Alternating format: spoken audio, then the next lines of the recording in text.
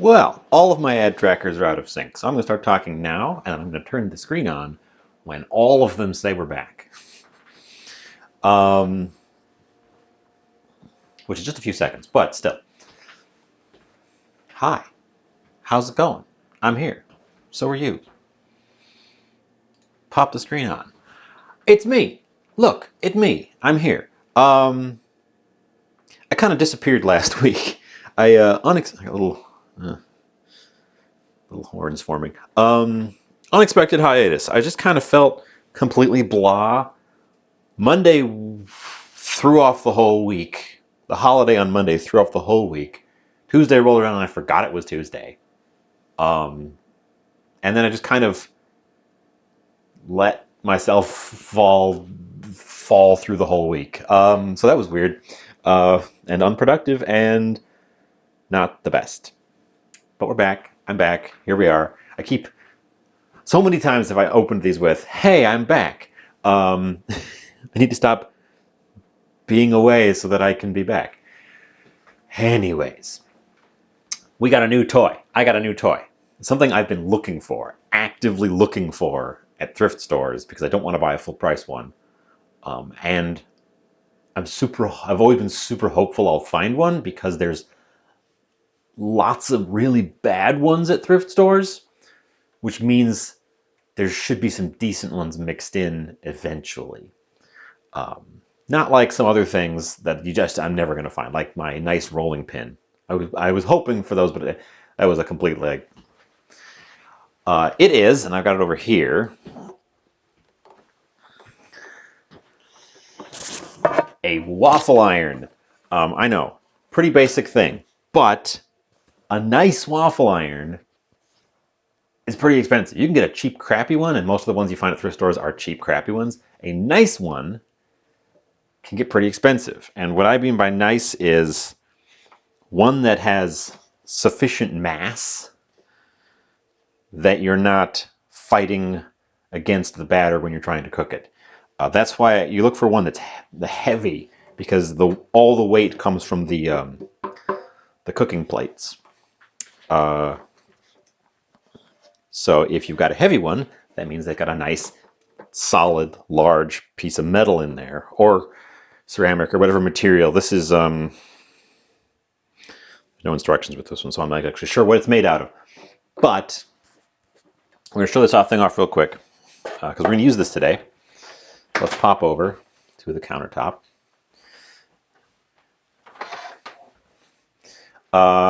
This is the Beast, our new Beast. It's a Belgian-style waffle maker. So these are very deep crevices, which means it might be awkward if I want to do any of those. I just cleaned it. There's little bits of paper towel dust. I should just get my canned air and blow the little paper towel dusts out of there while I keep talking. Getting a waffle iron for things that aren't standard waffles is something I've wanted to do. Do things like you can do hash browns, you can do mac and cheese, you can do other things and shape them in the waffle machine. Blow the dust out. These being such deep crevices, that might be a little bit awkward. We'll give it a try eventually, now that I've got this thing. The device here, it's a pretty heavy thing, and as you can see, as I'm swiveling it back and forth, this is one of the features I've been looking for. Is it's a flippable one, so the whole machine flips over, which is something you get on those like large ones that'll be at a cafeteria or the breakfast station at a hotel. Those sort of larger model ones. You'll close it and you'll flip the whole thing. You don't see those in the home models a lot because they tend to be very bulky. They're very, very large. You just get the little standard clamshell thing. This one was very cleverly designed, and I'm sure they have a patent because this is a very clever design.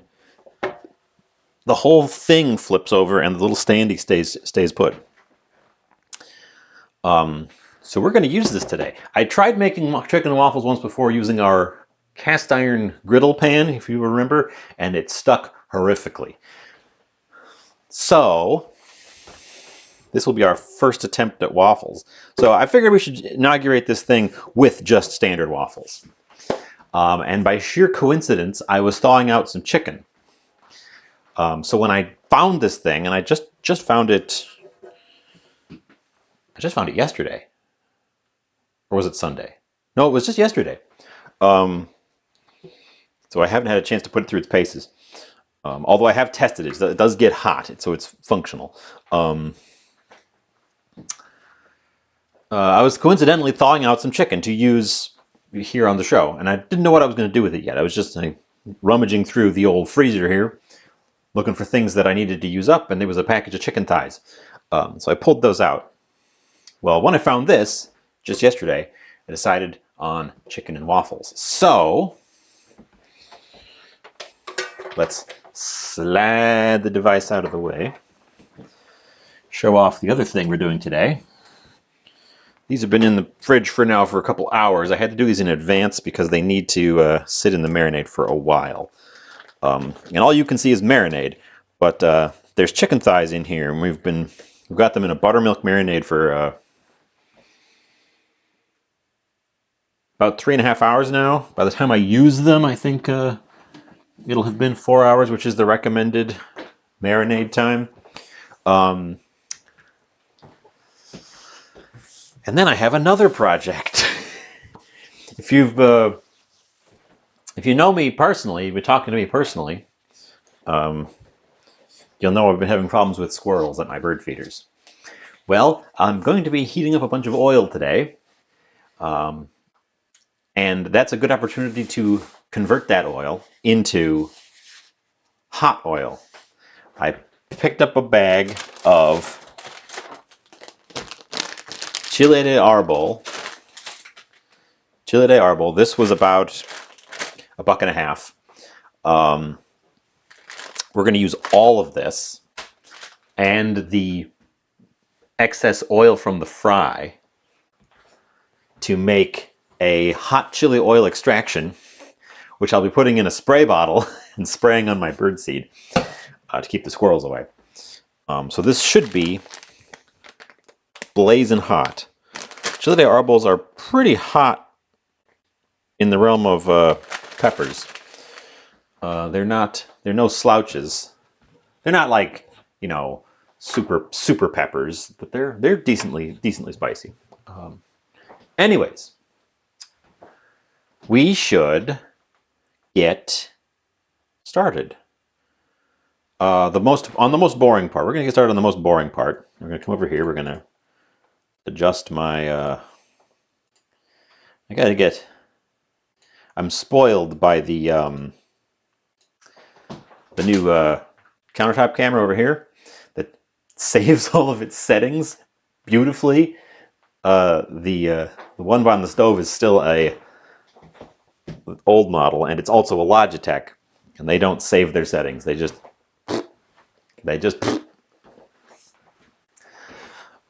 But we're getting out the big boy for this. We need the large cast iron and quite a lot of vegetable oil. I got a brand new jug here, specifically for frying.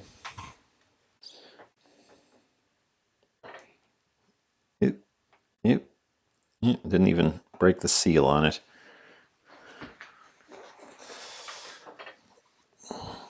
And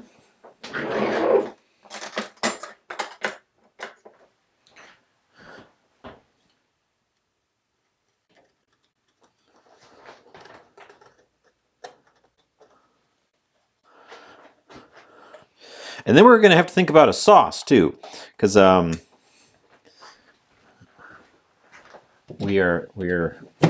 not just going to serve fried chicken and waffles naked. There's got to be a sauce. And I was doing a little polling of other Twitch channels to I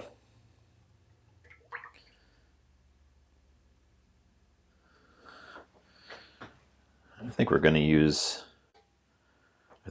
half a gallon of oil here. Now that's not all going to get converted into hot spicy oil.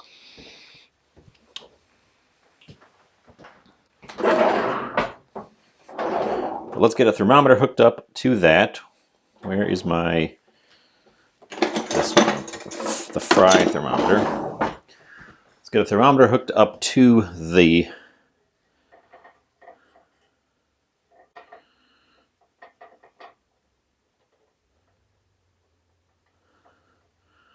Can you see the dial? No, you can't see the dial anyways. So I'm going to have the dial on my side so that I can see it.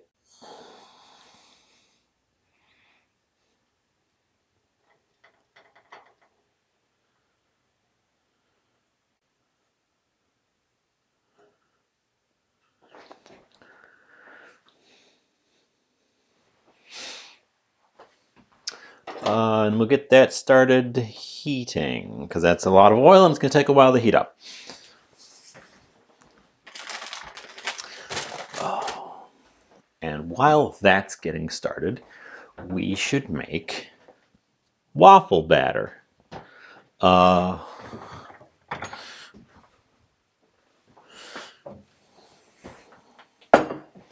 big bowl because I want enough room to really stir it vigorously. Although you're supposed to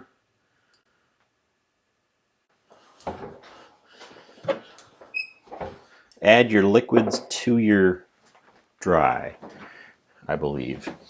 Although we're making a batter, so it doesn't matter as much.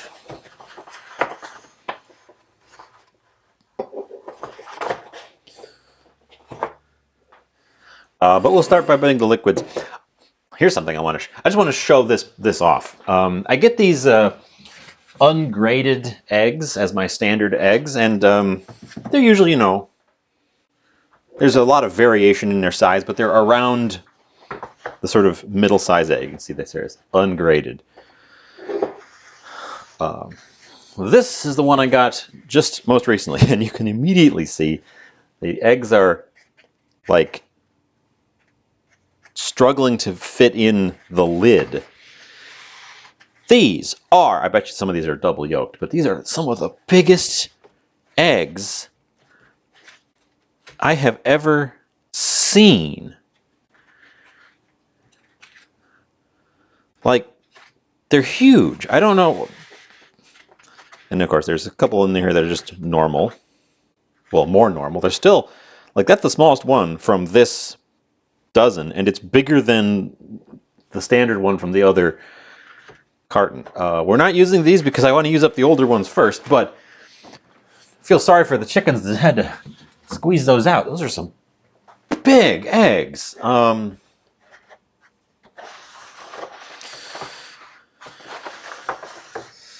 I'm using a recipe. There's a bit of disagreement about the waffle batter recipes.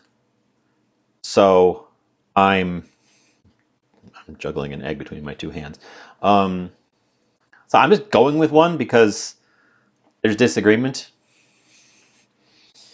And I'm cutting it down a little bit because I don't need a ton of waffles. This one doesn't actually say how many it serves, but it's 2 cups of flour. So I'm cutting it in half. I'm making 1 cup of flour worth.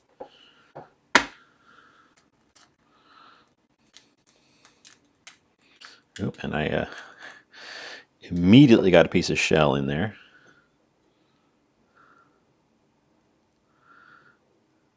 Those are notoriously difficult to get out of egg white.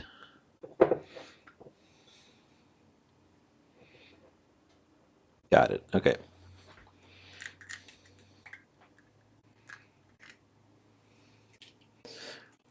So we're going with 1 egg.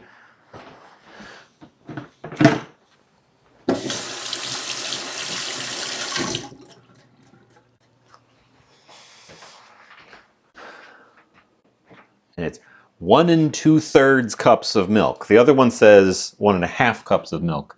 So we're going to kind of fudge it.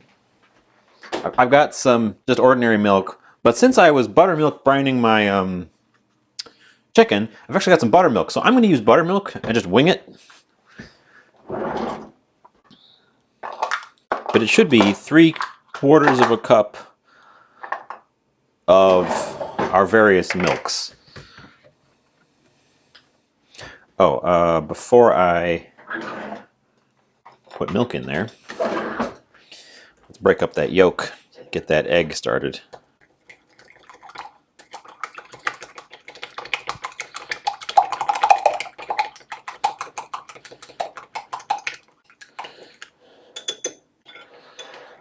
Okay, so buttermilk. This is American style cultured buttermilk.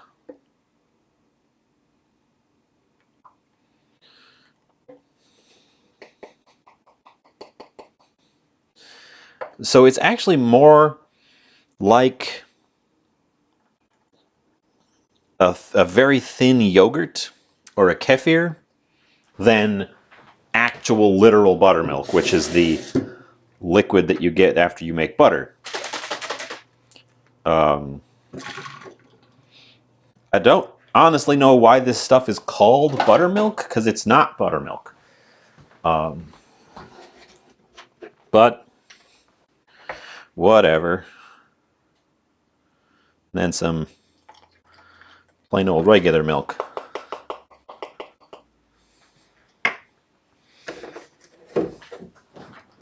Which we're a little bit low on, so it's good that I had the buttermilk to kind of hedge my bets.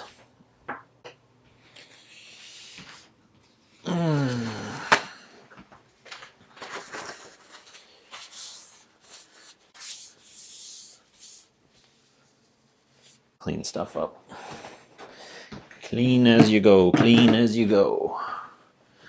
Our oil's starting to heat up. Let's get our egg blended into our milk.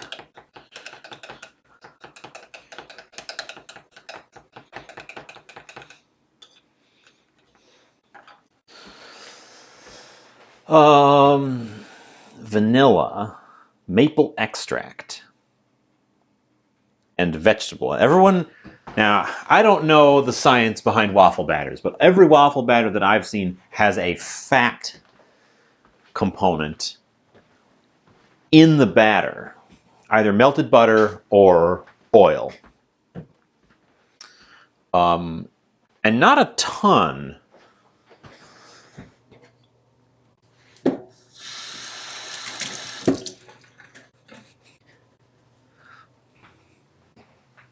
Bookworm. Hi. Yes, waffles. I was you'll see it in a minute. At the very beginning, I got a new thing. I found a new thing. We're making waffles. So I'm using vegetable oil because I don't want to bother melting some butter.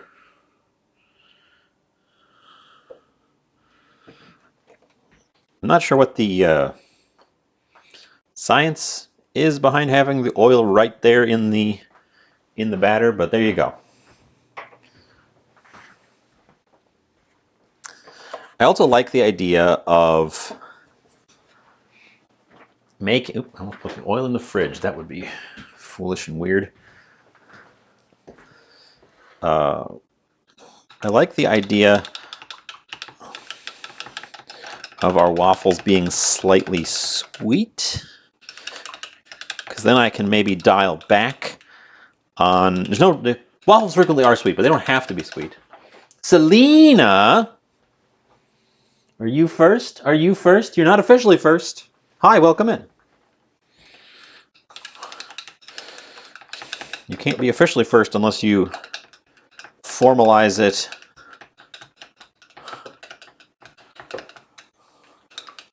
with points.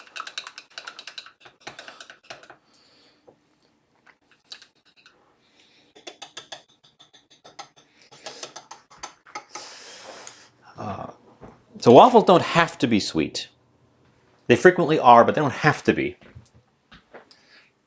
But I think we're going to stick with sweet here and go with some flavors in the mix as well. So,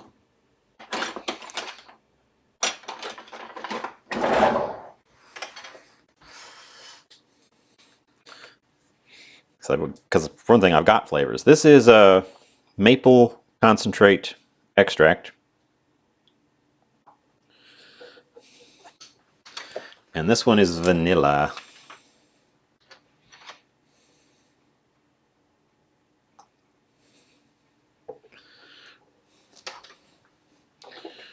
Which should give us some fun. Now, the maple extract is an interesting case because it's not itself sweet. It has no sugar in it.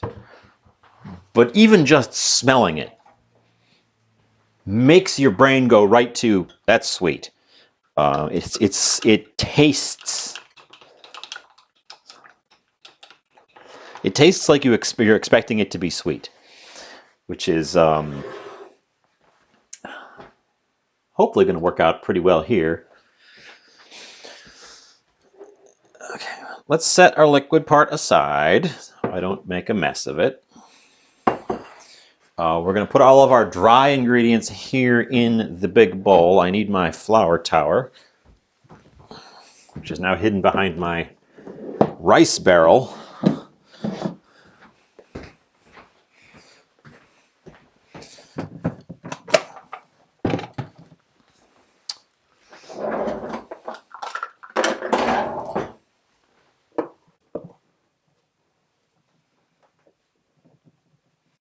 And this weird lumpy flour. The lumpiest pre-sifted flour I've ever done seen.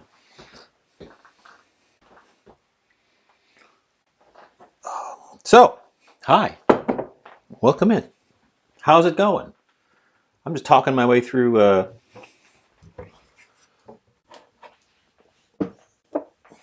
I'm narrating my life in the kitchen.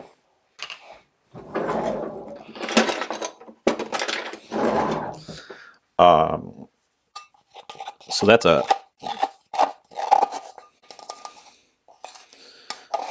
cup of flour, a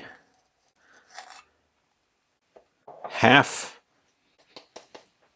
tablespoon, which is 7.5 milliliters. I should try to do on-the-fly conversions just to keep myself reminded. Baking powder. Ooh, my sugar bowl is very low.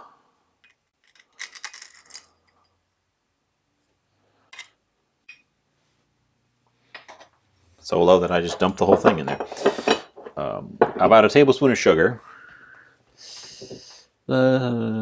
Salt, which I'm not super concerned about because of the liquid, so I'm not going to grind up my salt. But in something, I've put salt in doughs before. This is a batter, so it's very liquidy, so it's going to dissolve the salt. I've put salt in doughs before, and that's when having this very coarse sea salt that I like because you can pinch it and sprinkle it is bad because it doesn't dissolve properly. So you end up with these big chunky crystals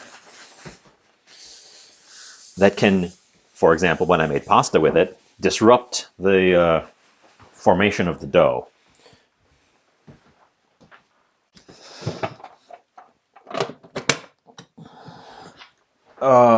Flour tower needs to stay handy because we're also flouring the chicken. Brittany, I can't find Diamond Crystal brand around me at all, and I don't like Morton's coarse kosher salt. I've looked for Diamond Crystal because I would like to give that a try, but nobody around me has it. I can get Diamond Crystal sugar, But what I've been using is Alessi sea salt, which I know this is going to be impossible to show on the thing. Well, I have to manually focus that. So it's a coarse sea salt. It's very pinchable. I can pinch it with my fingers. Also, hi, welcome in. I used to have different salts.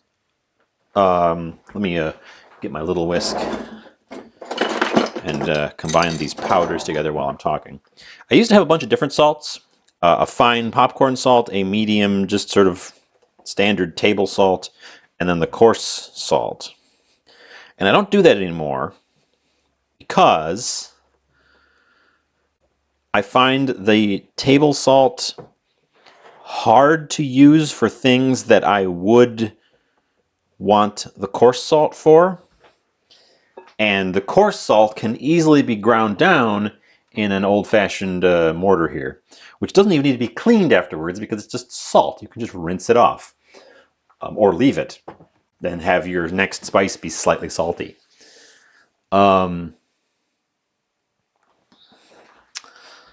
So that's my solution has been, if I need fine salt, I take some of my coarse sea salt and I just grind it up in the mortar. All right, there's lumps in my flour, which is probably why it was on sale. It's supposed to be pre-sifted flour, but it's very lumpy, so I'm bopping some lumps here.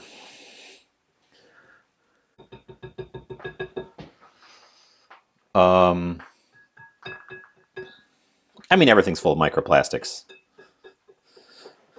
Sea salt is not exempt from microplastics because there's microplastics in seawater and it gets incorporated.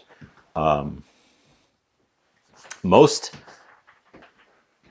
I think I'd have to do some research. I know that mined salt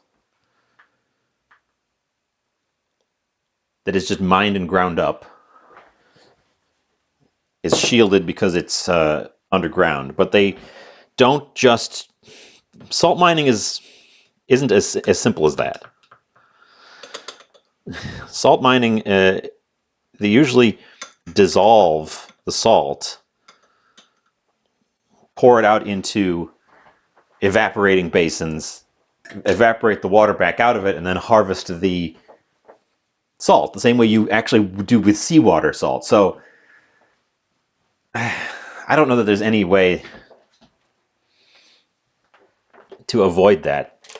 And yeah, a lot of it comes from post-processing as well, because everything is everything these days. I think this is going to be too thick for a whisk once I get it all in there. So let's just use plastic spatula. We're going to use the thick plastic spatula for this.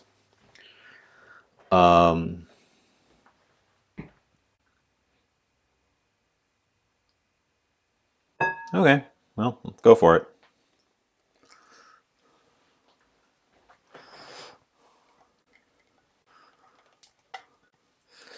Spatula also has the advantage of letting me scrape out the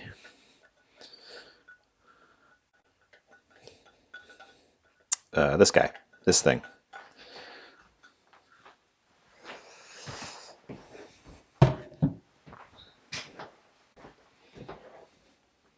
And scrape down the bowl.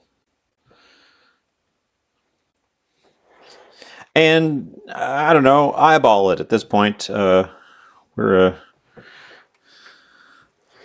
Waffles aren't rocket science. They need to be thick enough to be a kind of a sticky batter, but thin enough that you can pour it into the machine. So if it's too thick, add another little splash of milk to it. And if it's too runny, add a little more flour.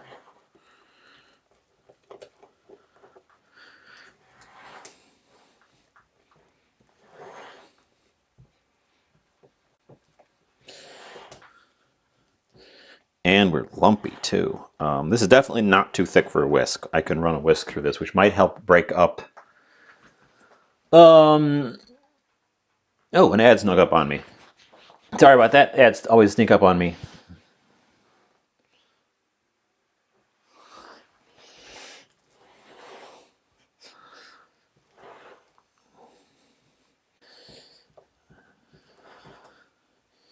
So this, in theory, should be enough for 2 full-sized waffles out of that machine. I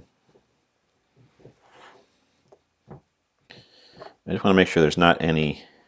I got to get rid of these lumps without stirring it too much. So pressing it.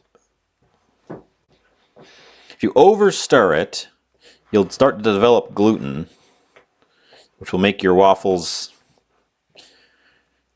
chewy.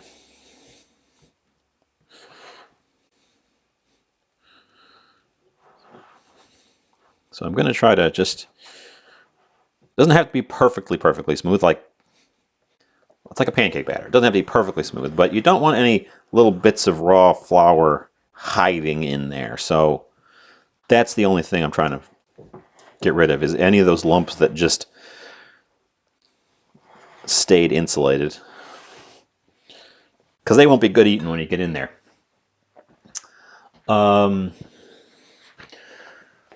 Study saying microplastics found 90% of commercial salts obtained from 35 countries across 5 continents. That sounds about right.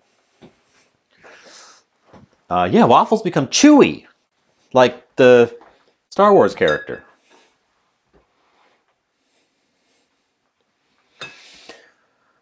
Okay, that's a waffle batter. That's a waffle batter. We should do the chicken next. The oil, our oil is up to the hardball stage, which means we are nowhere near frying temperature. But if we were doing sugar, we would be in the somewhere. I've never done sugar work here. It kind of scares me.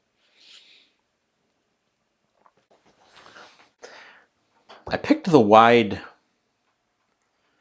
cast iron with the idea of it won't crowd our chicken thighs when they go in. But I wonder if I should have just done the Dutch oven and done them 2 at a time instead of trying to get all 4 of them in there, because I'll be able to get all 4 of them in the cast iron.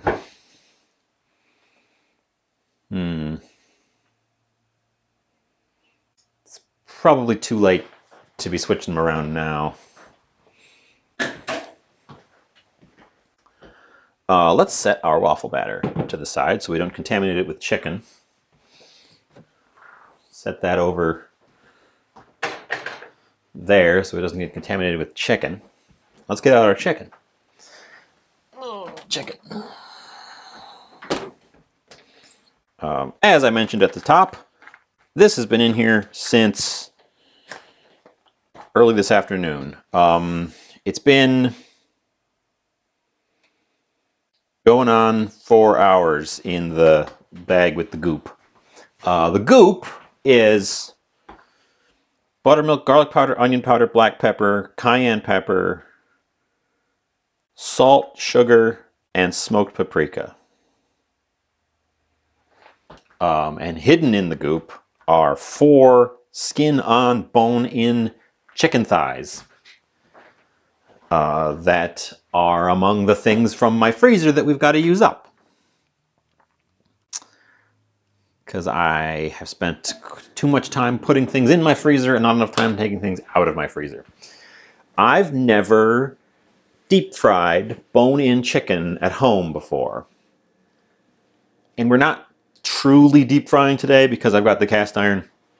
And that's, what? It's about an inch of oil.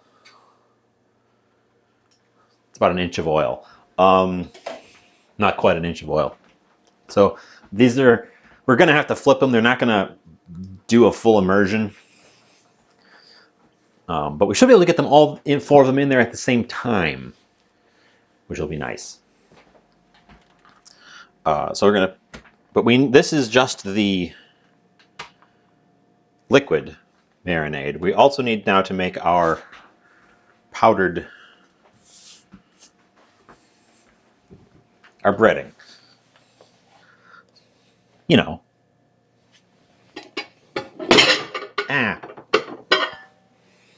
Knocking stuff around. We're gonna do the same trick I did last time I fried something, and that is container, tight-fitting lid,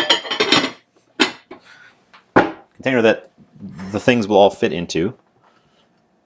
What is that? So container, tight-fitting lid, and we put all our powders just directly into it.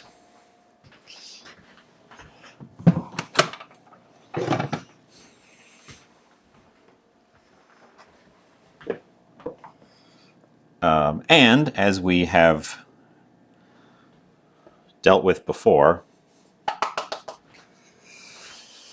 we want to intensely flavor the flour. Look at these lumps. I should get a food mill or my sifter. This stuff is so lumpy.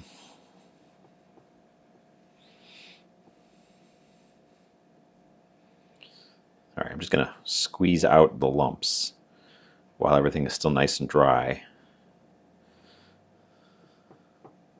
Although the lumps are far less important to deal with in here than in the batter. A few lumps might actually make for some interesting craggly bits on our finished fry. But we need to go strong with the flavors. That's garlic powder.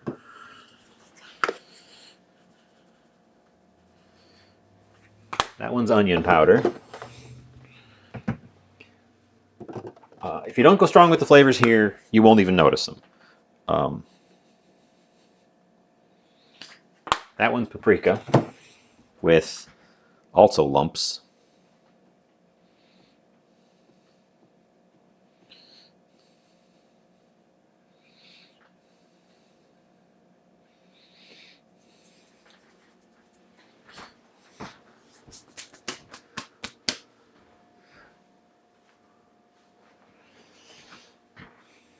Does it feel extra dark in here? It feels extra dark in here. Turn the light in the next room on. What else do we want? Some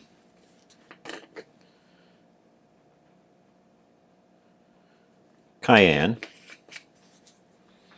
Some,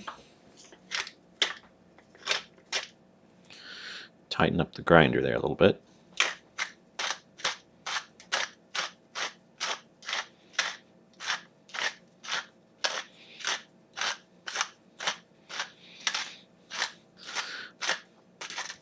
Black pepper. I would use white pepper here if you've got it. I think that would, oh, actually, not much of it, but let's add some white pepper. I think that'll give it some zing. And I don't use white pepper very often, so I didn't even realize I had it there. What else goes in a powdered powder?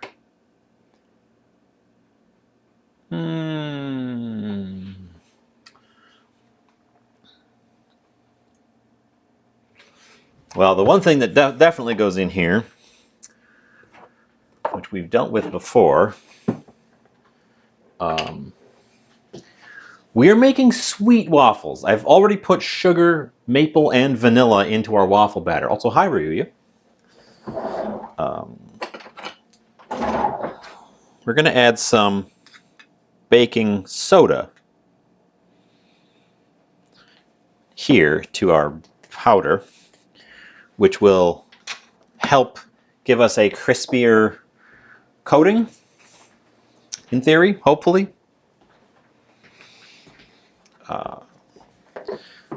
Put on your tight-fitting lid.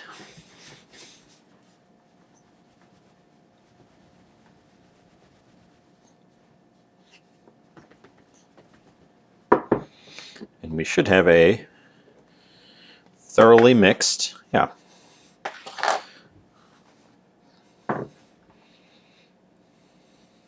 Nope, not quite. Not quite super thorough.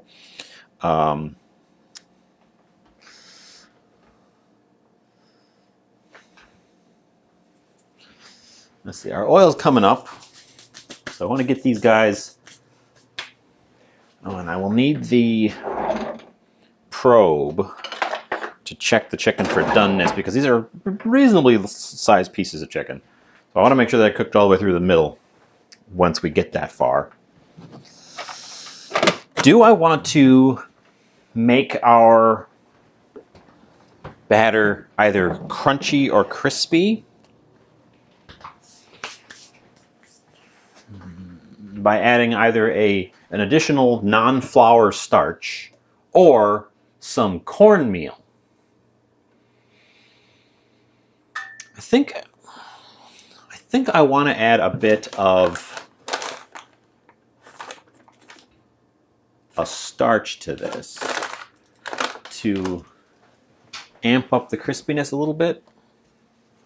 How much cornstarch do I have? I don't have a ton of cornstarch. Let's go with, like, rice flour would actually be the thing that, the recommended option. We're going to use some tapioca.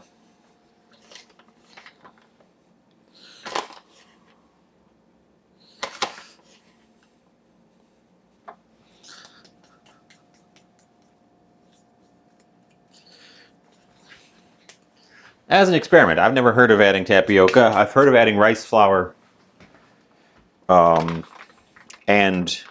potato starch.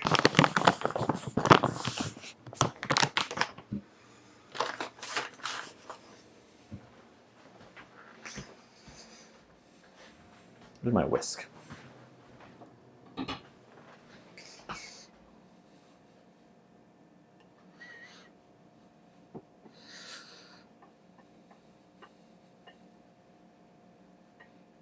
Okay.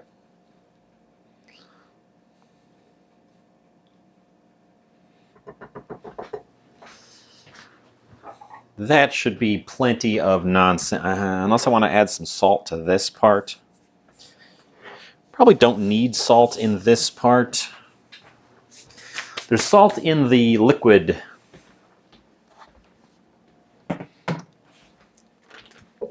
already. So let's get these beasties out of here.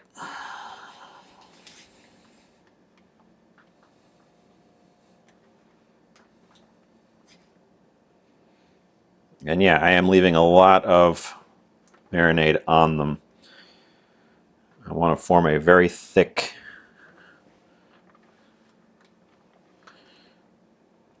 batter layer if we can.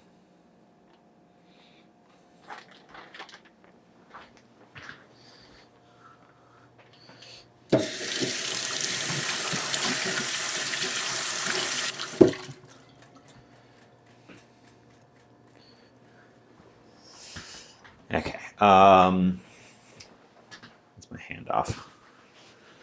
Our oil is getting close to where I want to put stuff in. We're going to overshoot a little bit because I know it's going to undershoot when we get that far.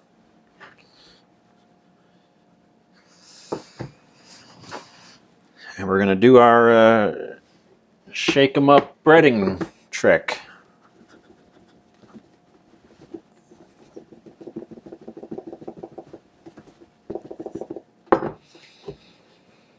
That should, yeah, give us 4 well-coated pieces, which we will let sit here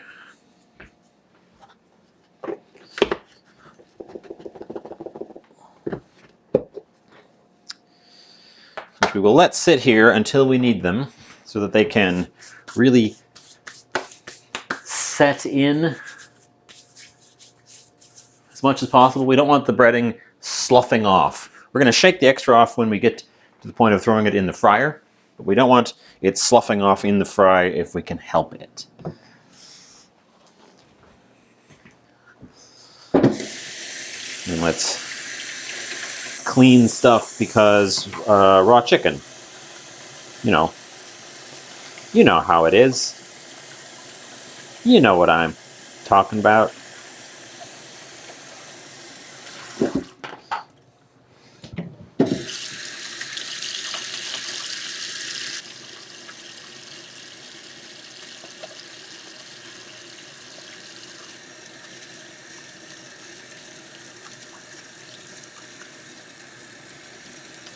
And I've left you looking at nothing, like a true professional.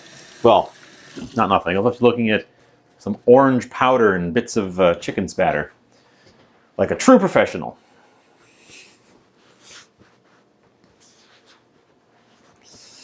My oil is shimmering ominously. Chicken. Set that to the side. We're going to clean this up real quick before I move on. Gonna end up needing all of these paper towels. I don't know why I did this last year too. I decided to fry stuff in the middle of winter when all the windows are closed. And then the house smells like fry. And here we are doing it again.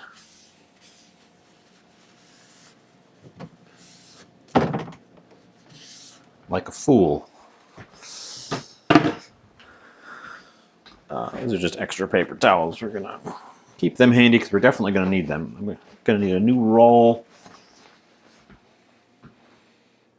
Our fry oil, I can smell the fry oil. The fry oil is getting to the point of being hot enough for the chicken. Keep my paper towels above the fridge here.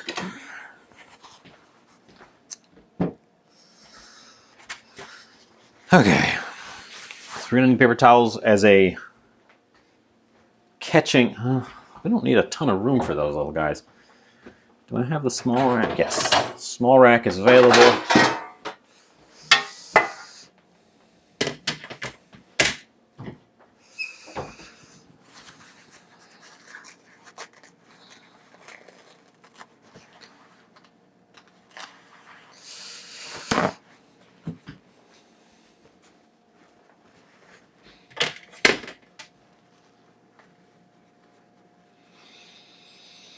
Okay, and this shall be our catcher for when the fried chicken comes out of the fry.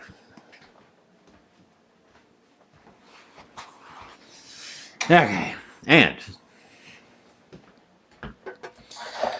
the device of the hour, which we are literally testing here and now. Hope it works.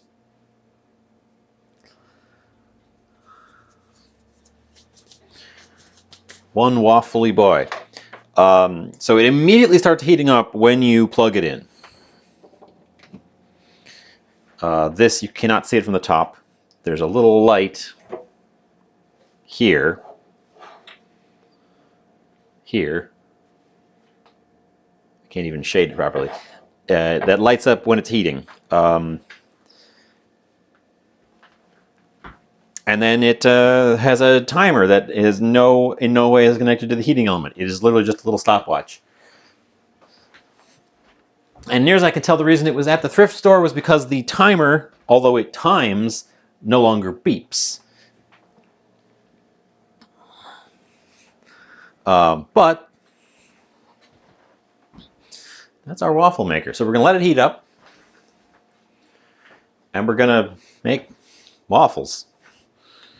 Bring my batter back over. We're going to put the chicken in the. Oh, I need to make I've got an idea for a sauce. We're gonna make a sauce, and I think we're gonna just mix it cold.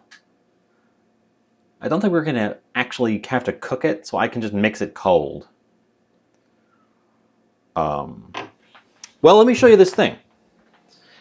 This is a Belgian-style waffle maker with very deep crevices in the grill.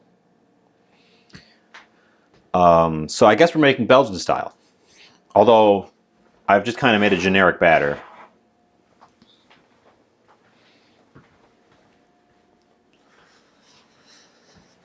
We're giving this thing a test run now with waffles as the thing it's designed for, because I would love to use a waffle maker. There are things that I've wanted to make in a waffle maker that I didn't have a waffle maker. Like the device, I wouldn't have picked up. It's a thrift store waffle maker, so we are testing to see if it actually produces usable waffles. It cost me $8. But it seems like it's in good shape. It's nice and heavy, which is what I've been looking for a waffle maker forever. The fact that it is also a flippable one is a bonus. I just sometimes I want to make something that I would throw in a waffle maker that's not waffles. I wouldn't probably have bought it if it was only going to be used for making waffles, because I don't have waffles very often. Our fry oil is in the 350 to 375 range, and our waffle maker the light went off and it clicked, so it is hot. So both of our things are happening at the same time. The chicken should go in first. So let's swing over to the stove, and then the chicken, because these are fairly large pieces, are going to take at least several minutes to fry.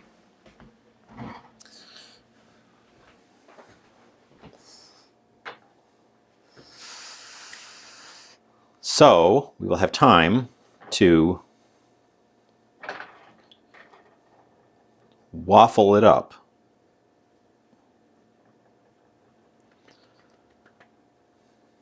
Really pat the breading in.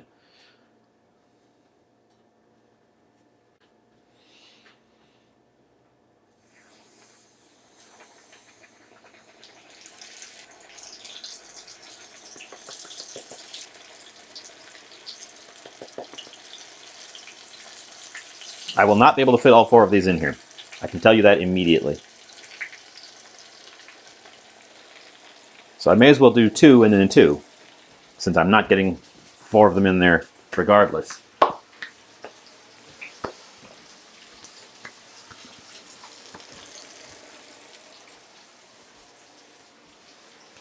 So, should I make my first...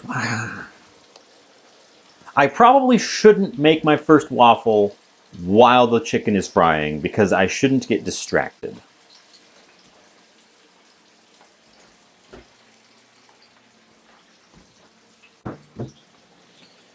Waffle machine open.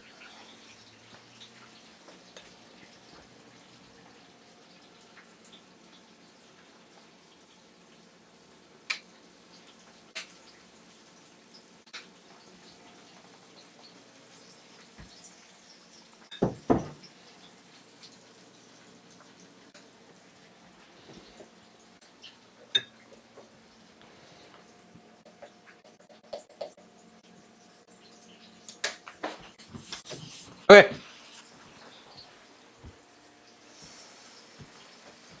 That's what we're doing.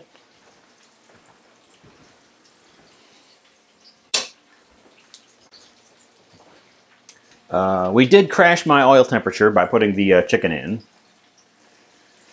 Waffle machine. Oh, that might come back to bite me. I did not spray down the waffle machine with non-stick spray. So I guess we're testing the quality of its built-in non-stickness now.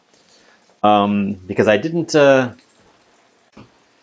because I was too excited and I neglected to do that part. Let's get we need the tongs to flip them. No, we don't need the tongs to flip them. We need the...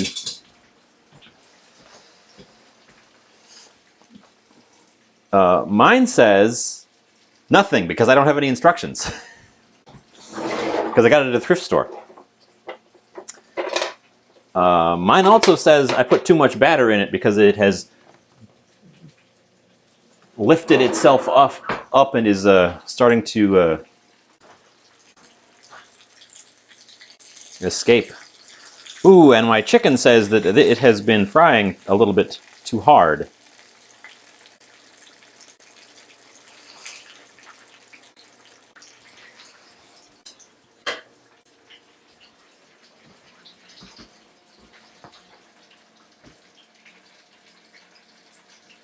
We have a little bit of waffle runoff.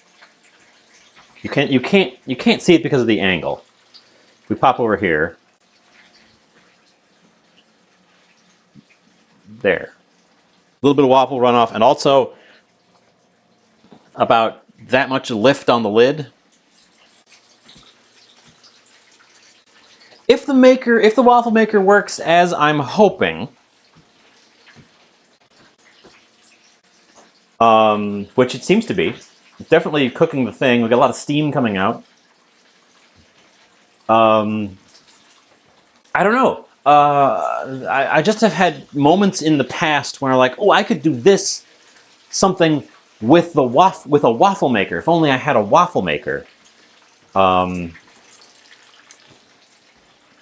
I guess I don't have a specific plan right now, but I'm going to incorporate it into my future plans should I have one. I like the idea of macaroni and cheese and hash browns in a waffle maker, both of which I've seen, so those aren't original ideas.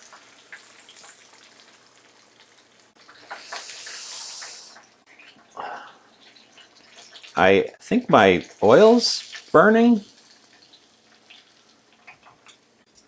I feel like the chickens have not been in there long enough, so I'm really going to have to do a temperature probe on these guys.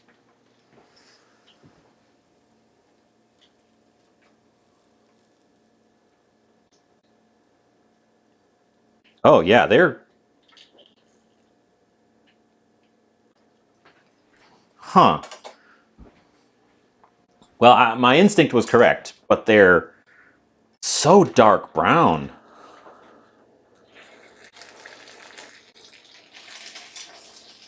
Huh.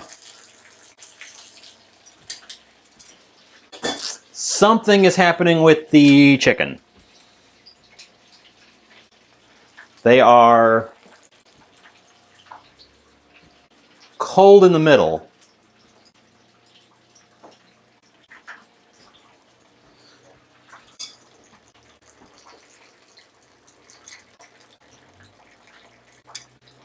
But getting very dark brown on the outside. I put sugar... Oh, you're right. There's no sugar in the powder, but there's a little bit of sugar in the liquid marinade. That might be what's causing it. Not a ton of sugar, but a little bit. Decent theory. I knew they would have to go for several minutes. They just started browning so fast that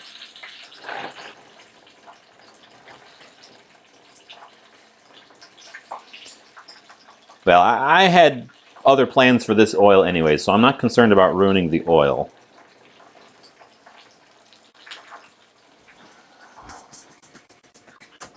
The Dutch oven may have been... Oh, and the problem, the reason this thing was at the thrift store, the beeper doesn't work. So you really actually have to pay attention.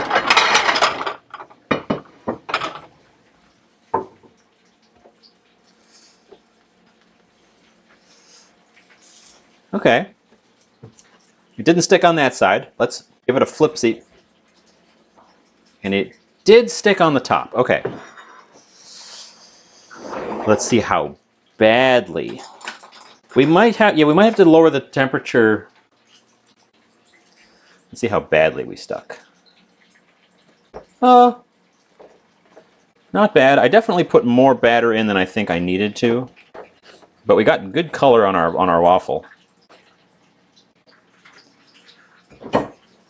It's a huge waffle, which, I mean, it's the size of the waffle maker, but it's a huge waffle. Set that guy aside and do the remaining batter. I think 4 minutes was just the perfect time too. I like that brown color. We're going to spread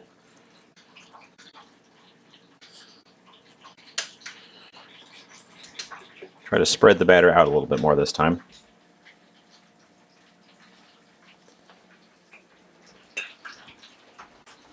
The thing is that the oil temperature is down to 325. It crashed when I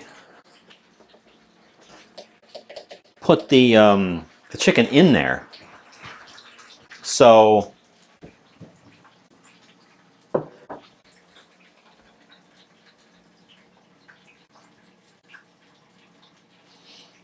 anyway, I think our waffle maker works. I could look at repairing the beaver. Supposedly this thing, the little timer, because the way it works is literally there's a little stopwatch built into the side here that has a battery, which means you have to be able to get in there to change the battery. So it might be as simple as just fixing the beeper.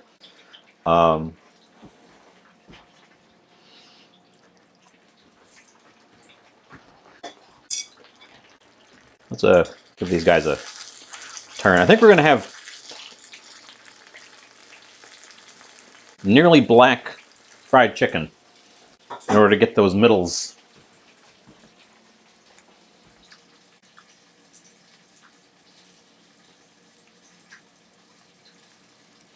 That waffle's a little bit salty. I think I might have put just a scooch too much salt in my waffle batter. It's not egregiously salty, but it's noticeable. Oh well.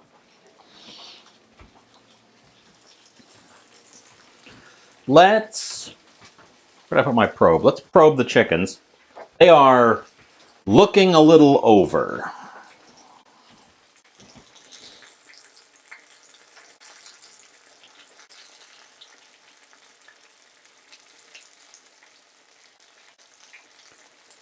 I've got 160 and coming up to 165. For this one, I've got 150.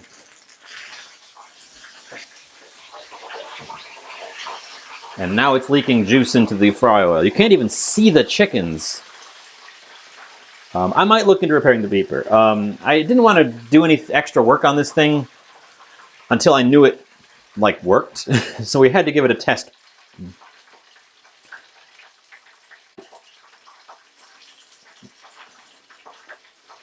Can you guys see the chickens now? Yeah, they're there should be a little bit of carryover heat, but I'm worried we have maybe ruined our chickens.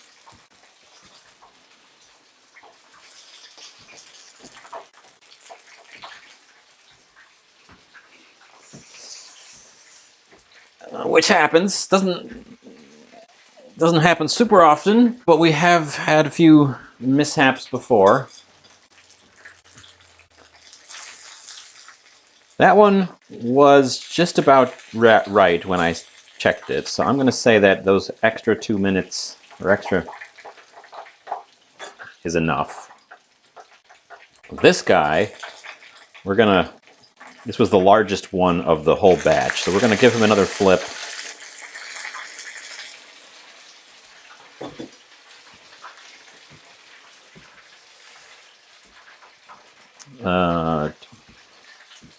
So yeah, without the beeper, I have to kind of sit here and watch the waffle maker go, which for me, specifically, for what I do, is fine. Because I'll be here, I'll be talking to you, I'll be making something else. And it would be beeping right now, and it is not doing so. So let's pop over and take a peek at Waffle the Second. It's a little bit less batter, and I sort of spread it out. And it didn't lift our lid. And it didn't stick either side this time. It also didn't quite fill the meshes. But it did not stick either side. I didn't have to poke it to get it out.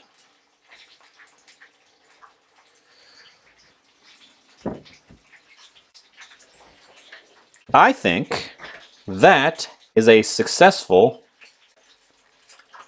run of the waffle maker.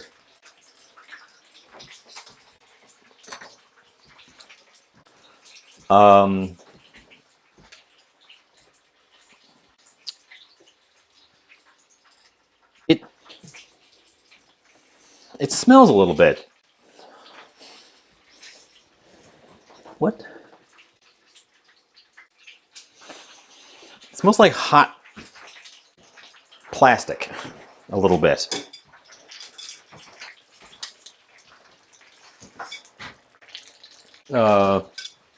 Let's actually probe this before I commit to taking it out.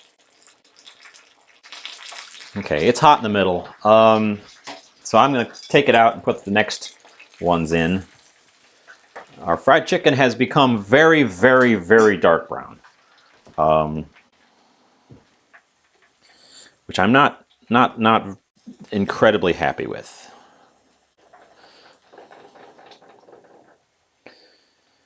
But c'est la vie, I guess.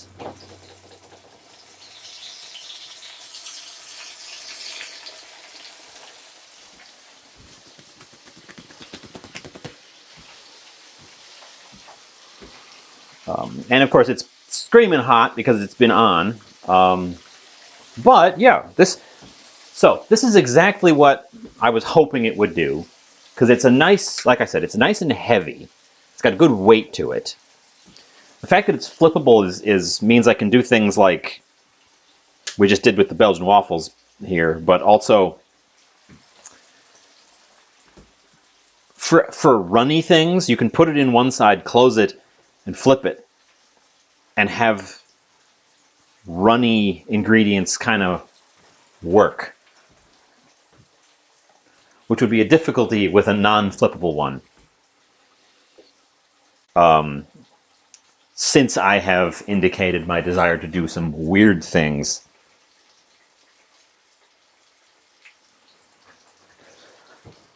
I don't know how hot it gets. I've seen some very bizarre waffle things that definitely require a waffle iron getting to a certain temperature in order to ensure that the food that you put in it is actually cooked.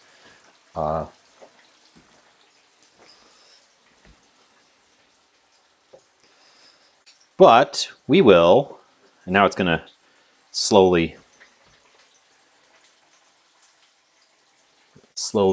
deheat. Also, the handle, nice and cold the whole time, which is something that I've heard other people complain about, that waffle irons, because they get so hot, are hard to handle. Our fry oil over here, you can't see the dial, we have dropped to almost 300.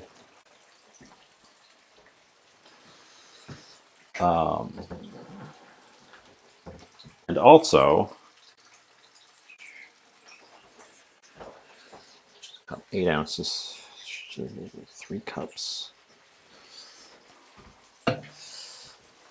I mentioned at the start, and I don't know if anyone was here or listening, we're using some of the oil from this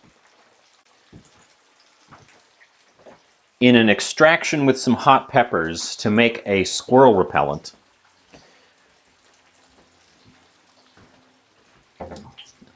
And for that, I just need to pour some of it off into a heat-safe pan. Although I don't need to do that right away.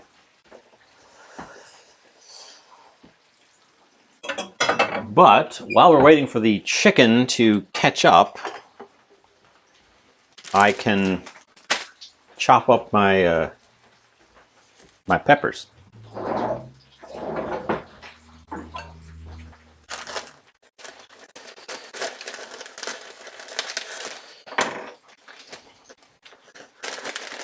So I'm using chile de arbol because I got this whole bag of chile de arbol for like $1.50. They're really an inexpensive pepper that are reasonably hot. They're slightly leathery.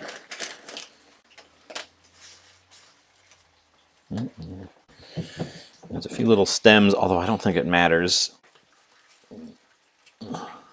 because of what I'm using them for.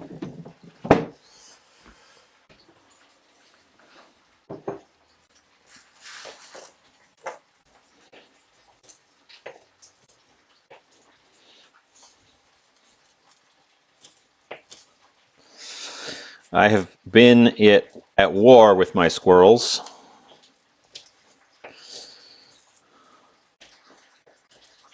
For ages.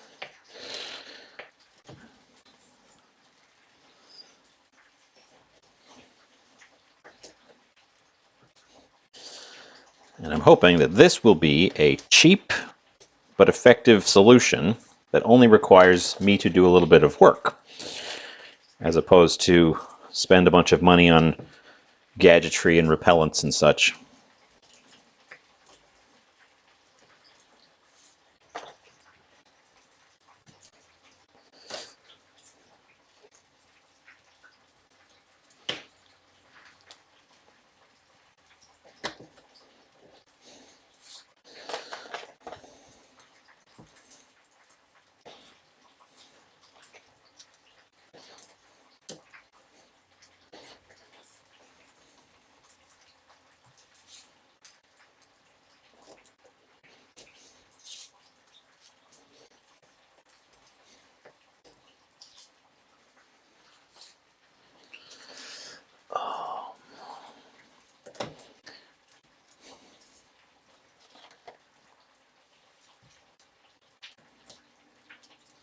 I want to get this ready though, because the oil should be hot when we pour it in on the peppers here,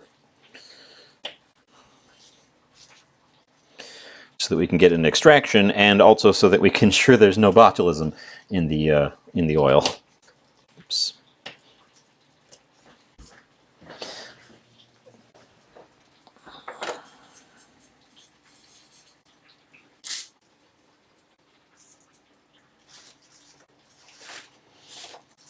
Because that wouldn't be very nice.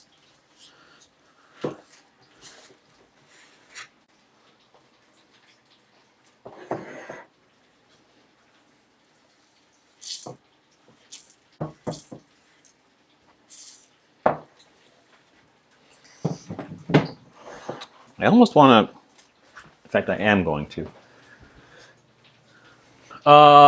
Let's flip our chickens real quick. They're probably also browning more because they are touching the bottom of the pan. So the part that touches the bottom of the pan gets extra blackened right at the top.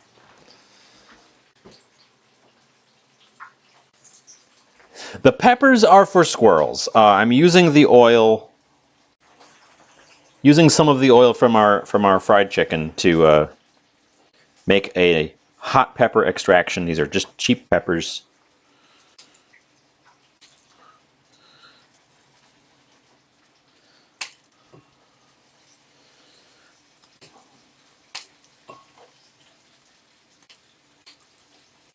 Yeah, this is much better. Just cut them.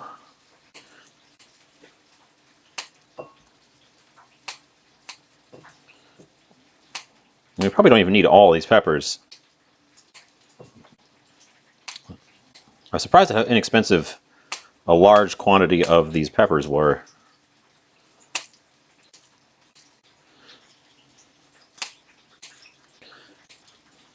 But we do want the seeds and such to all be available to the oil for the extraction.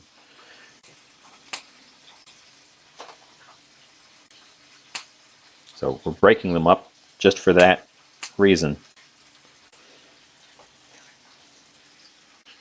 Zizan has requested a moisten. I haven't even got a water out.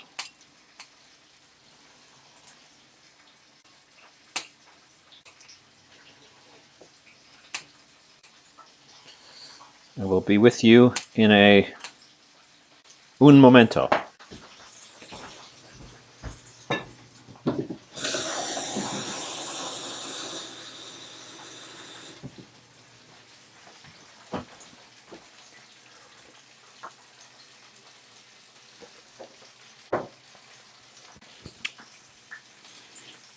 Moist.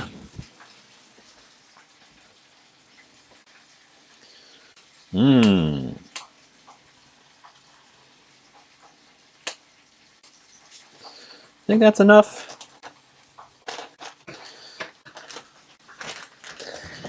Anything I don't use, I'm going to have to find a place to store.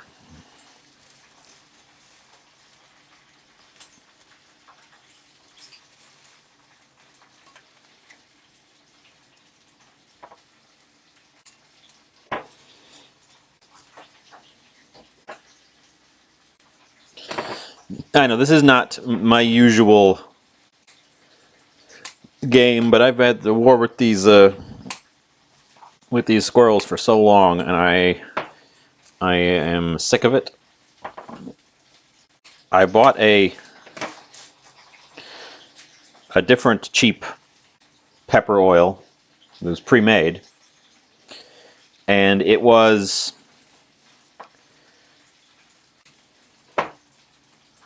much less effective than I hoped.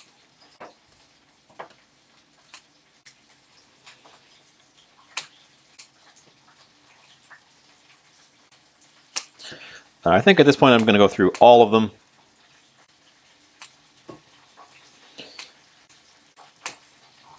So I'm making my own pepper oil out of a hotter pepper.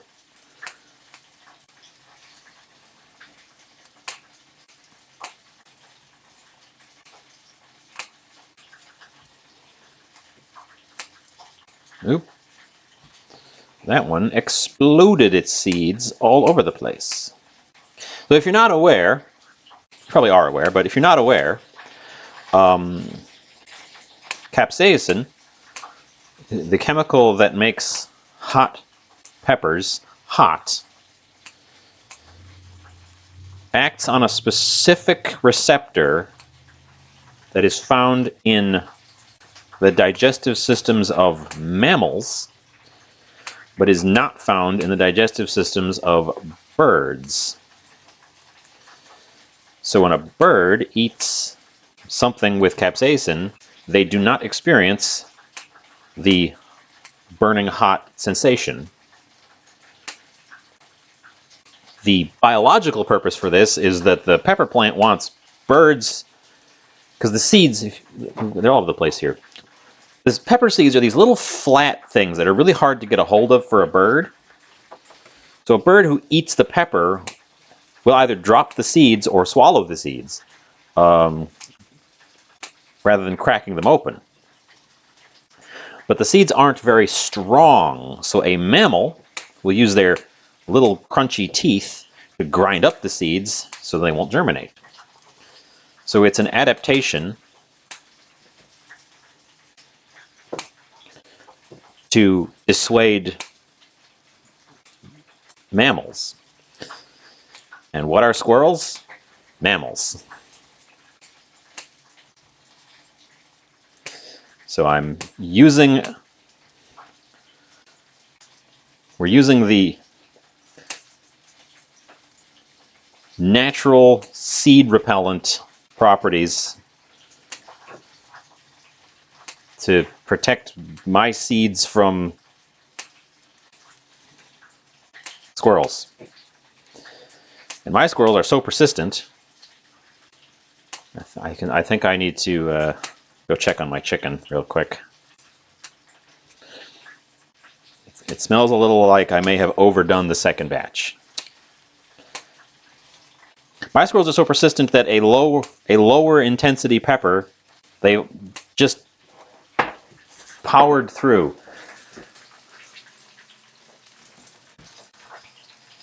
I might end up training my squirrels to like peppers. Okay, these are both dark black on the other side as well. Let's give them a probe.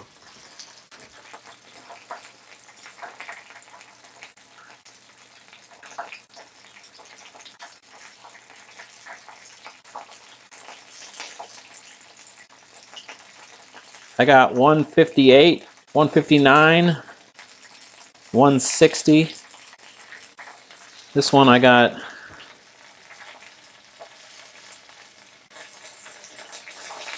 165, 164.8. I'm going to call that close enough.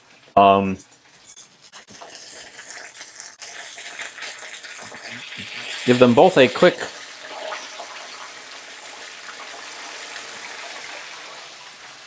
flip back. But yes, I might end up with a squirrel that loves hot peppers, or I might end up training my squirrels to love hot peppers. I'm also trying to distract the squirrels. I put out seed on a platform for them that's easy to get to so that they won't get on the bird feeder. I don't mind the squirrels enjoying some of the seed. The issue is that when the squirrels get on the bird feeder, they wrap around the whole thing and prevent anyone else from getting at the seeds, and then they sit there and just shovel it in their faces. Which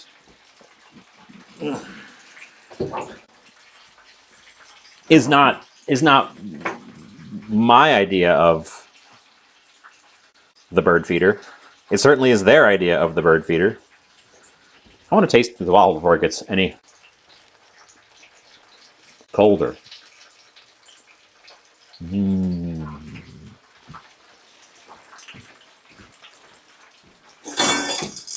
Okay.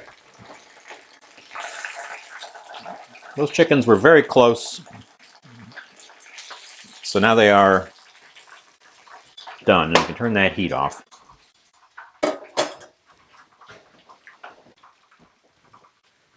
The oil does not need to be at full deep fry temperature to make a hot pepper extraction.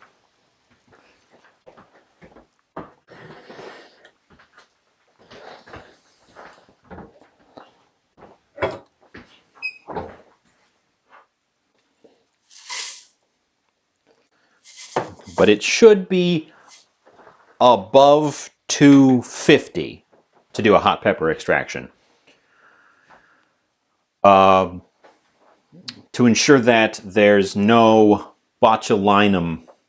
Yeah, we were talking about that. They turned really, really dark brown. What you theorize is it's because there's a little bit of sugar in the batter.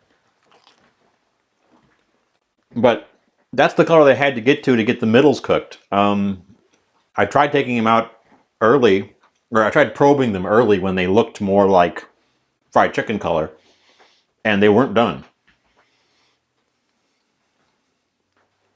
This is my first ever time trying to deep fry bone-in thighs, which are quite a bit larger than the chicken things that I've deep fried in the past, so maybe I just don't have a good handle on how to fry them. Good waffle.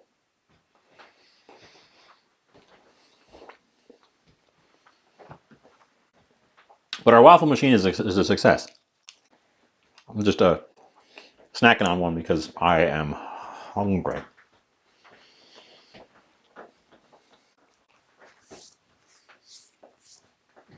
I didn't think about that at all when I put the sugar in, because I put the sugar in the buttermilk marinade, not the dry powdered part. I didn't put a ton in, but I put you know, about 2 medium-sized pinchfuls of it in there. I don't know. As I said, sometimes because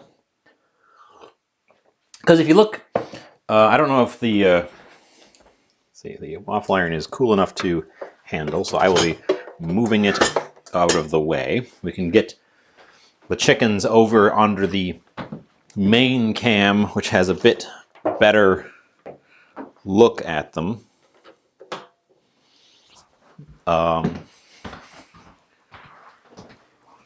Pop over here.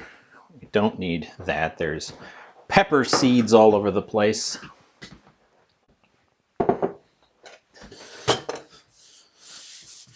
The chicken needs to cool down a bit before I can eat it anyways.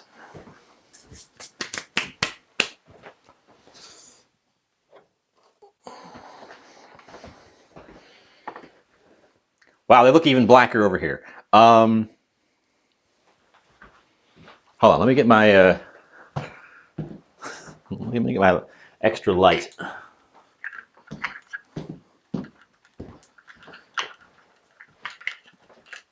So there is a little blackened part right in the middle of each one. I'm going to make a sauce. We're going to make a sauce. I was polling some southern folks about the correct sauce for chicken and waffles, and was told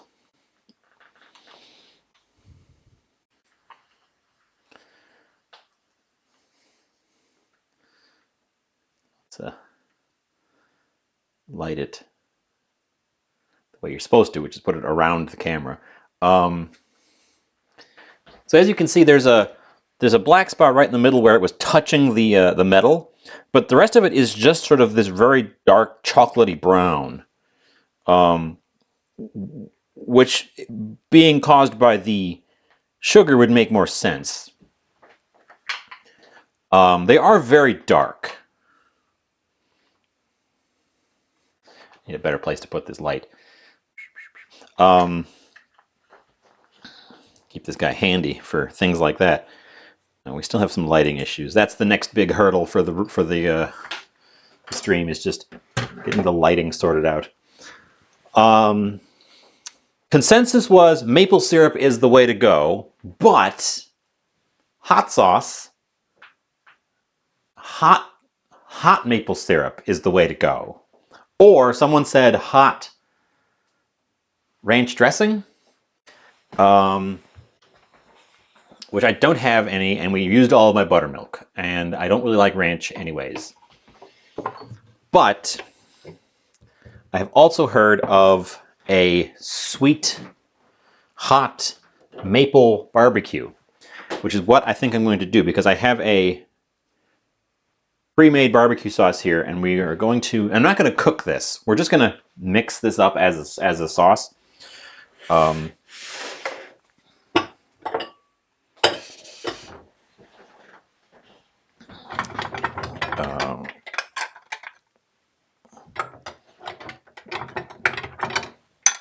Actually, I am going to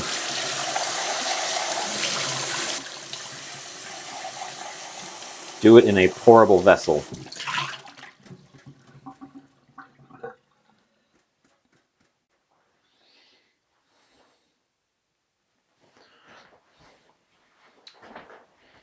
I'll wash that right now. We'll do it in a different pourable vessel. Oh, and an ad snuck up on me, as always.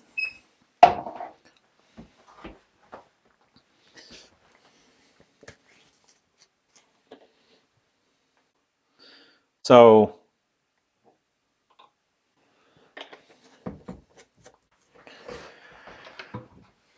this is a very low sweetness, spicy barbecue sauce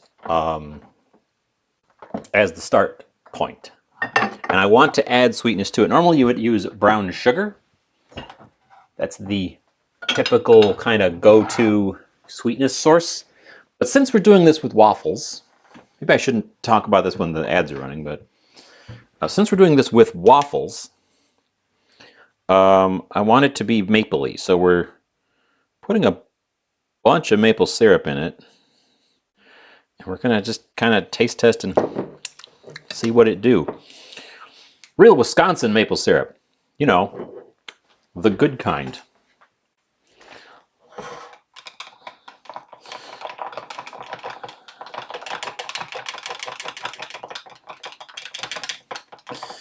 So I'm just kind of build a sauce in this bowl or in this pitcher.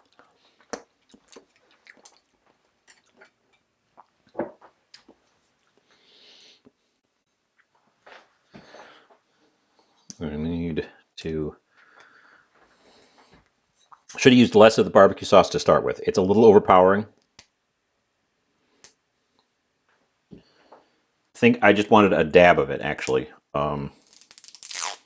I'm losing the maple. We can, actually, I have the solution to that as well. We're going to add a little bit of crystal.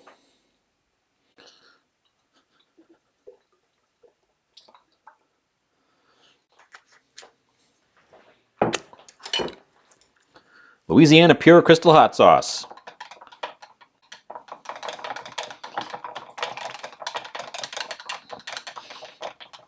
With just 2 ingredients, vinegar and pepper. Oh, a little bit of salt. Give this a taste. Yes, okay. It needs more sweetness. It needs more of that maple sweetness. And I just remembered, while I was talking about it, that I still have this. Remember this? I bet nobody remembers this, because I certainly didn't until just now. What was this? What did I make with this? It was some themed thing that I made. I can't remember exactly what it was. But this is maple sugar. And it really likes to sort of stick to itself. But it'll let us add a whole bunch of extra maple sweetness and really kind of thicken this stuff up into a syrup without just increasing the volume by adding a bunch more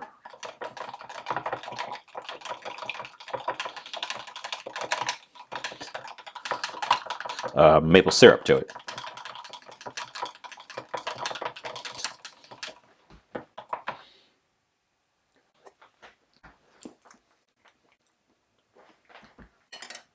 Okay, now we're getting into that. It's sweet, it's spicy, it's smoky. We're getting into a more.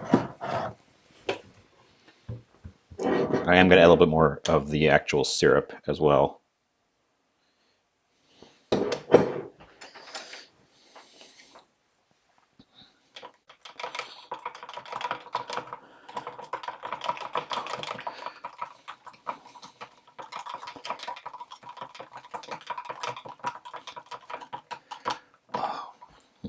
What's my time looking at? I've never even.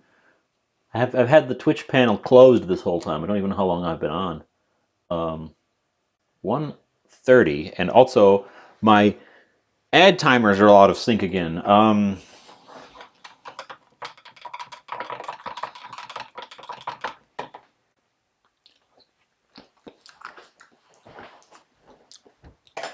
Okay, yeah. I am fighting against our barbecue sauce a little bit. I should have added way less at the start. Or probably I should have started with the maple syrup and then added the sauce to that a bit at a time. I kind of did. I think I did the whole thing backwards. But we got it. So it's sweet and spicy. And a bit smoky.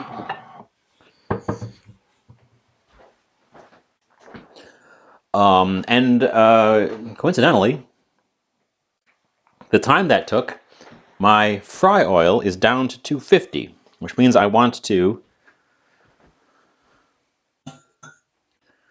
pour it onto my peppers and get extractin'.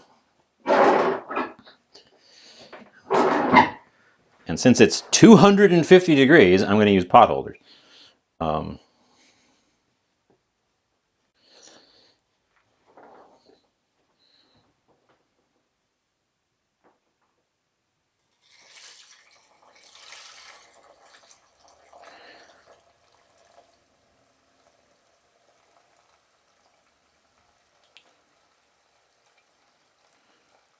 I don't know if you can hear it.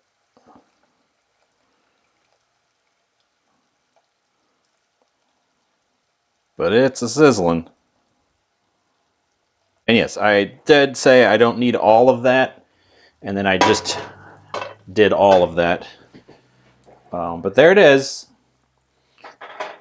And that's the basic concept for how those those hot pepper oil extractions are made.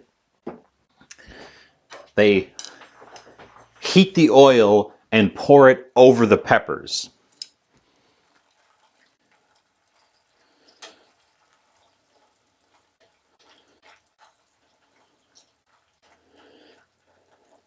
Sometimes the peppers are toasted in advance to develop some flavor. We have some sediment at the bottom as well, so I'm going to want to run this through a filter before I put it in a spray.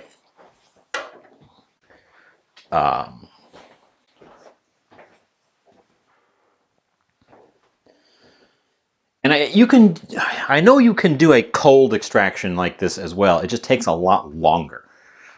This one should reach full potency in a couple of days.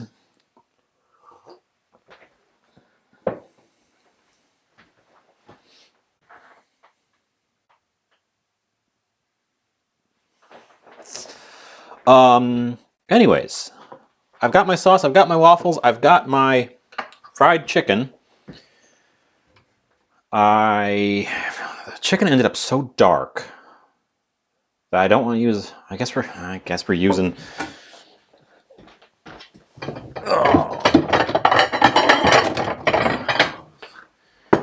We're using this one. I was thinking the black plate when I was planning this out, but with the chicken so dark, I don't want to run that risk of it disappearing.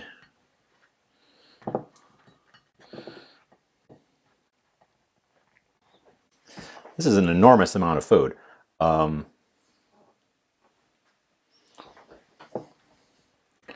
want this waffle to be my main waffle because it's nice and round. So we're thinking about plating. And since these are so dark,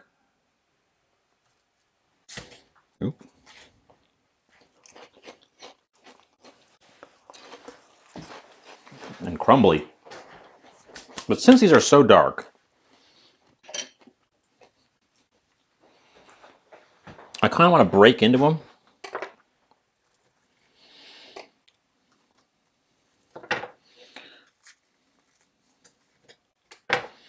If we can, I'm gonna.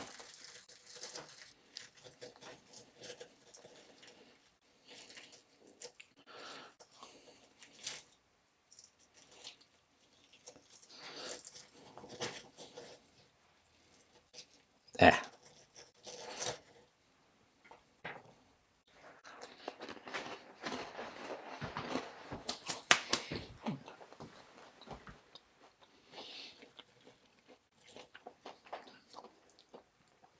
I don't know if that worked.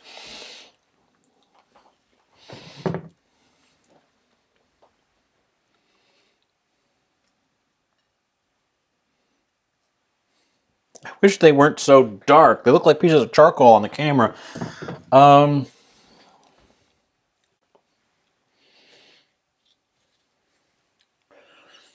Tell you what, I'm going to fuss with the plating off camera. I have more here than I need.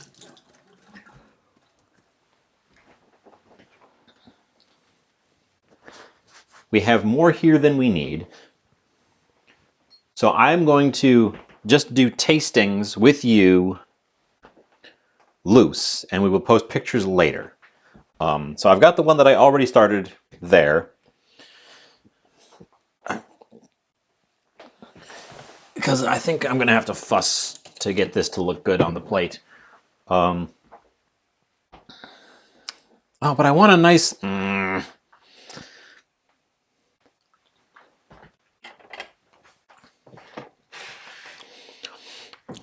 No, I'm doing it right now.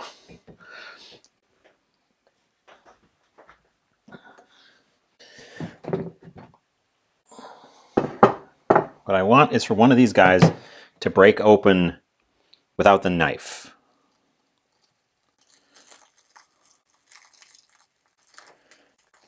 Oh, they're so crumbly, too. I think I made my batter, or my breading, extra airy as well, which contributed.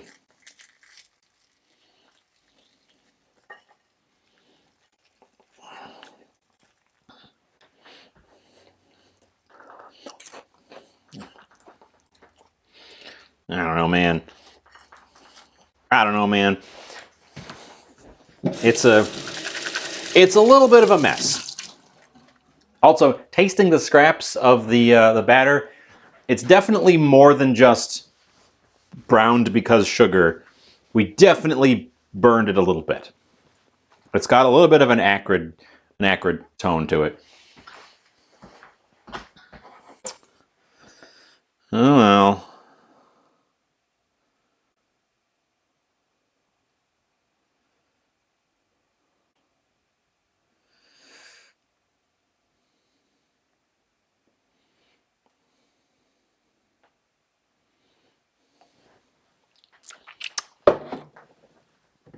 Okay. Let's get a photo of this guy, and I'll taste as well. Where'd I put my photo? My photo machine. I'll just have to own up to the fact that I burnt my my fried chicken a little bit.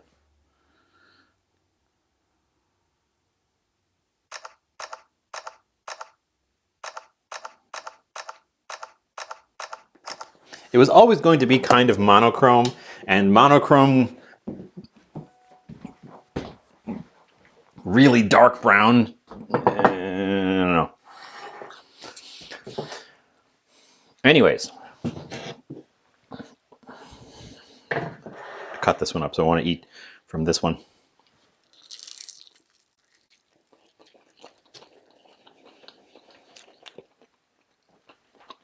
Well, the chicken inside the batter is done properly.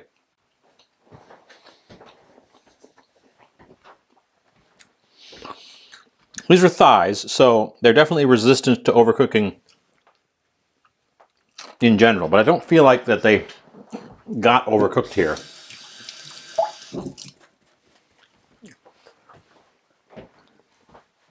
Honestly, it's probably my fault with the batter. I made it something wrong with it. It doesn't quite work for pieces this large, I think because they have to be in there so long. I need a simpler batter for a project like this.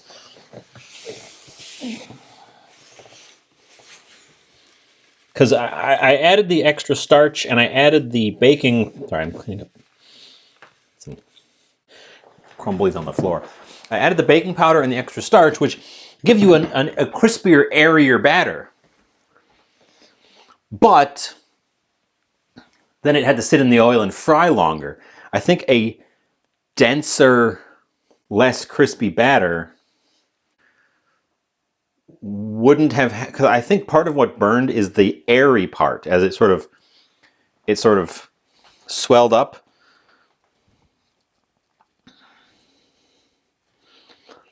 I think that's a bit of what the problem was, and I think that also might have insulated the interiors and actually slowed down the cooking of the chicken part.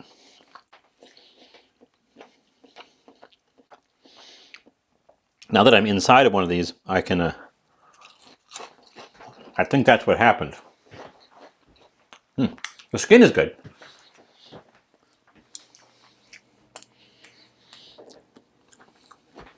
So it tastes like fried chicken.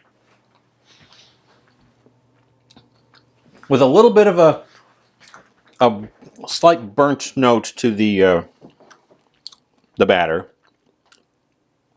The chicken itself is quite good. Not dry, nice and juicy. Little hints of flavor in there. I did snack on the waffle earlier.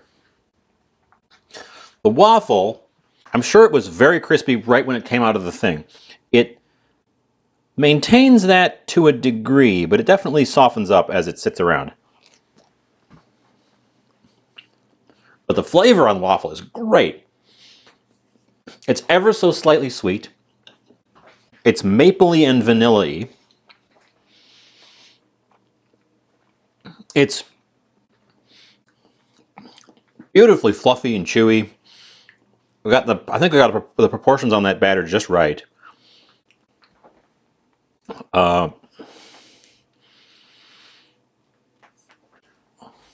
and the machine did a bang up. I can't really take credit for cooking. The machine did all the work there. Let's do the thing that we came here for, though. Chicken and waffle. And our maple barbecue sauce.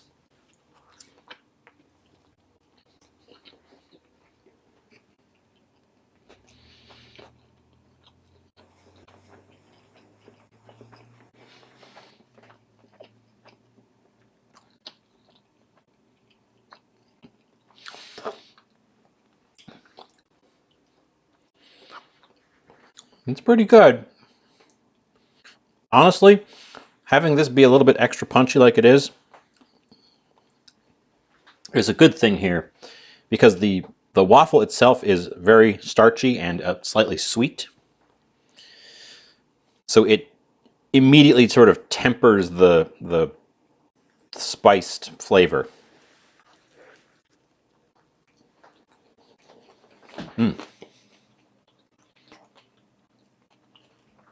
Bopper, hi. And Chef Deborah. Hi, Bopper. Um, a little bit of, it is blackened. A little bit of a post-mortem on the chicken. We're theorizing that because there was a bit of sugar in the batter, it browned much faster than we were expecting. And also, I went with a crispy, airy style batter, but because these are thighs, they had to be in there longer, and I think that resulted in the batter puffing up and then burning a little bit. So it's a little bit burnt and it's a little bit caramelized. The sauce, it was a shallow fry, yes. I should have used the Dutch oven, honestly. Um, Learned some lessons, might try this again. I was asking Bopper earlier about sauces. What we've ended up with here for our sauce, that's my display plate. I've been snacking on this one. Here's our sauce. The sauce is it's a mixture of four things. I've gone with a sweet hot maple barbecue.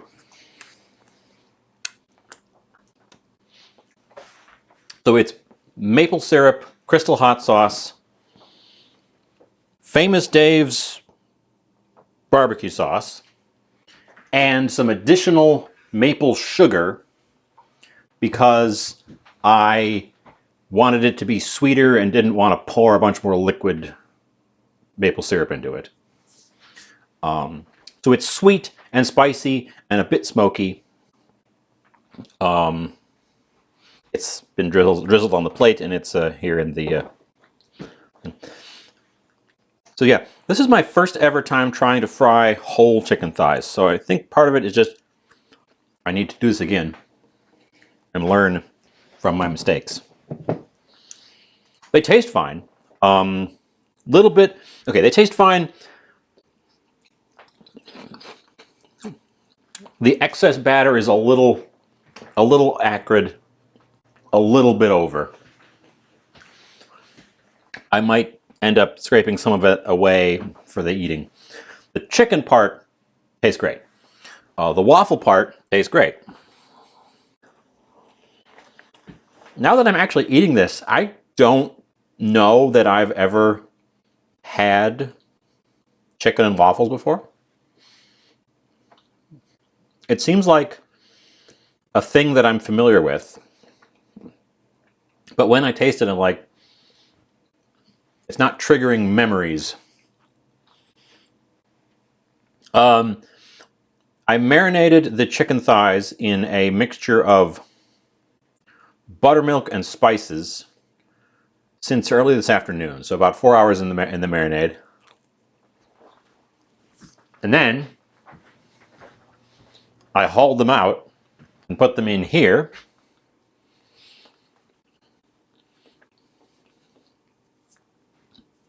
Put the lid on this thing because this thing has a tight-fitting lid, and shook them around. And then I let them sit in there until the oil was hot and ready for them, so that the breading kind of set in place, which worked. We didn't lose our breading in the fryer. So I just did the one layer, but it was rather heavy because I didn't scrape off my marinade before putting it in there, or putting it in the dry.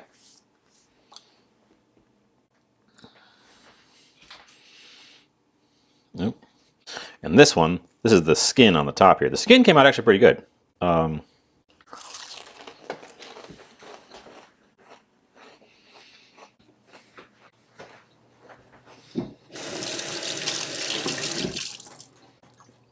I'm familiar with cooking, with deep frying or shallow frying chicken tenders, chicken strips, sort of the smaller pieces. I've never done whole bone-in pieces like this before. I've even done thighs, but I did bone-out thighs. And it made little nuggets. And I think that's what tripped me up. I was treating these the way I would treat those smaller pieces.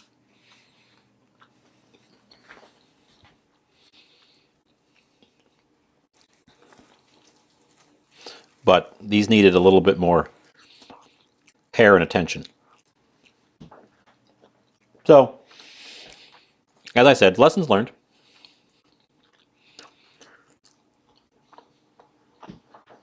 I had my thermometer handy so I could probe the chickens to be sure I wasn't going to poison myself with undercooked chickens.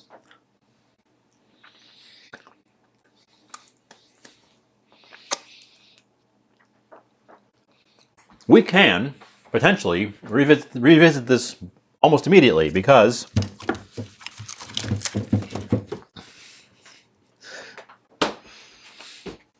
look, more discounted fryer thighs that I bought and froze. I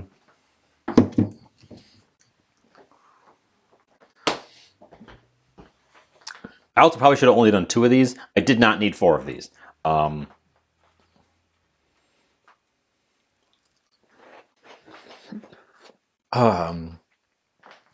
And now I guess I'm just kind of waffling around,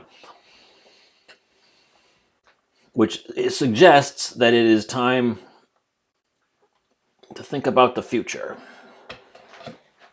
Oh yeah, and if you just arrived, what we have going on the stove over here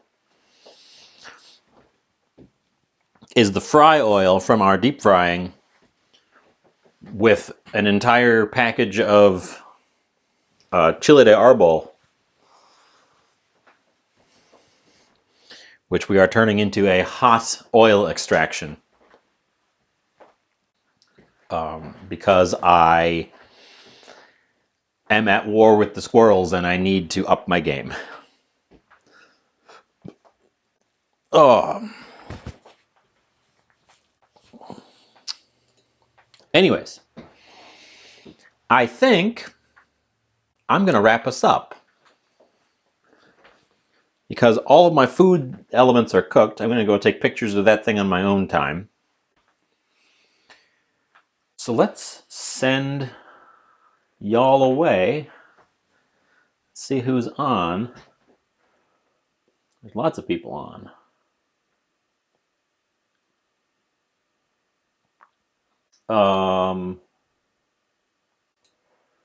Open Twitch in a new panel here. There's lots of people on.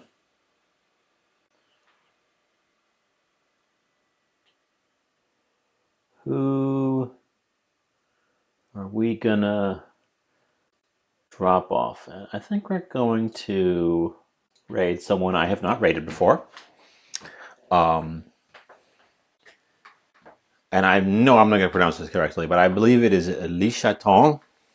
She's French Canadian, so it's pronounced in the French way, which I'm not up to speed on. She's currently playing Stardew. Everyone loves Stardew. I love Stardew.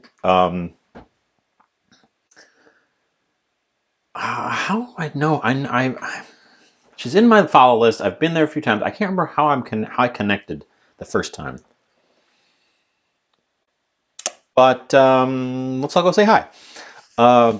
As for me, I say this a lot, but darn, I hope to not have another repeat of mysteriously disappearing for a week or two at a time.